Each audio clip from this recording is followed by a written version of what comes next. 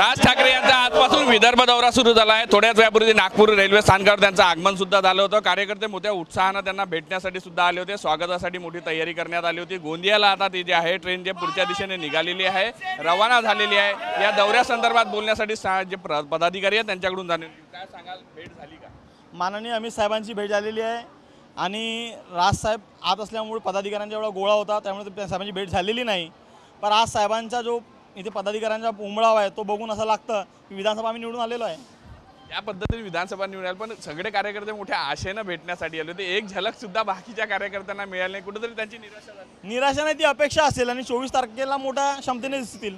आज ज्यांची भेट झाली त्यांना 24ला साहेब भेटतील। कशा पद्धतीने आता ह्या दौरा होणार आहे, काय काय महत्त्वाच्या बैठका घडामोडी या सगळ्या होणार आहे, काही खांदेपालटी होणार आहे, काही पदाधिकाऱ्यांच्या नवीन नियुक्ती होणार आहे, काय होणार? नाही, खांदेपालट वगैरे पक्षात कुठल्या प्रकारची नाही आहे आणि या संदर्भात तुम्हाला दौऱ्यासंदर्भात आमचे पक्षाचे निरीक्षक गौरवजी वालोकर देतील। नक्कीच कशा पद्धतीने हा दौरा असणार आहे, कारण की आगामी निवडणुका पाहता, विधानसभा पाहता सगळ्यांचं लक्ष खरं तर राज ठाकरे साहेबांकडे लागलेलं आहे। काय सगळ्या या दौऱ्याच्या माध्यमातून असणार आहे?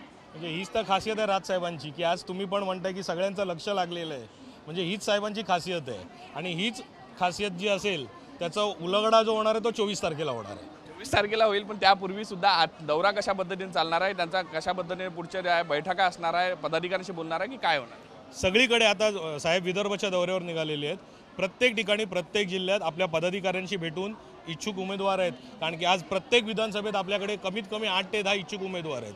त्याच्यापैकी कोण कोण कसं करायचं त्याची छाननी करण्यासाठी साहेब आलेले आहेत। विदर्भात किती जागा लढण्याची तयारी आहे, कारण की आता 250 जागा त्यांनी ओव्हरऑल सांगितल्या, पण विदर्भात किती? सर्वच्या सर्वच, कारण की प्रत्येक ठिकाणी मी तुम्हाला सांगितलं तसं 8 ते 10 इच्छुक उमेदवार आहेत आपल्याच पक्षाचे।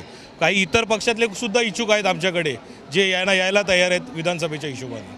किती इच्छुक आहे, म्हणजे कुठल्या खासकर कुठल्या मोठ्या पक्षातल्या आहे, आणखी काय, काँग्रेसमधले आहे, भाजपमधल्या, कुठल्या? सगळ्या मोठ्या पक्षातले देखील आहेत आमच्या संपर्कात। नक्कीच कुठेतरी जे आहे लोक मोठ्या प्रमाणात पक्षात येण्यासाठी संपर्क, आणि हा दौरा महत्त्वाचा असणार आहे। विधानसभेच्या पार्श्वभूमीवर कार्यकर्त्यांमध्ये सुद्धा उत्साह या निमित्ताने पाहायला मिळतोय। व्हिडिओ जर्नलिस्ट सौरभ भोलेसह पराग डोबळे, साम टीव्ही न्यूज, नागपूर।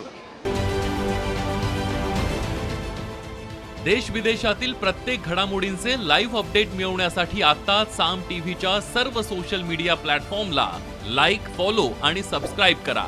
तसंच सर्व नोटिफिकेशनसाठी बेल आयकॉन प्रेस करायला विसरू नका।